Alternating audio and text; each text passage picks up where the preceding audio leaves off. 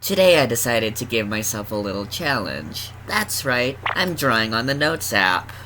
This was a pretty fun and short little challenge for me, and I'd personally recommend it. So if you feel so inclined, why don't you try it for yourself? Anyway, since I don't want to waste any more time, let's get right to it. So to start off, I'm just laying down some basic anatomy and lines to get me started. As you may notice, my lines are looking very shaky and jagged. First of all, that's due to a lack of confidence because I'm not really used to drawing with the Notes app. And secondly, this is pretty obvious, but it doesn't come with any stabilizer. But regardless of that, I'm trying my best to make my lines as smooth as I possibly can, given the limitations that I'm working with.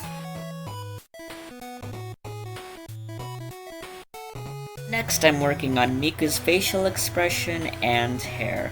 I decided to go for a very anime look to it because obviously it's Hatsune Miku, and I feel like the vibe is just very natural to her. Once I get things cleaned up a bit, it's time for me to work on her hair. Hair is actually one of my favorite parts of drawing. I just love adding those little clumps and stuff to make it so much more poofy. Just my favorite part of drawing. After I do that, I'm just gonna add some basic guidelines for her infamous pigtails. Can't have Miku without her pigtails, unless you decide to draw one of her special modules from one of the Project Diva games. Up next, I'm just gonna be drawing her clothing.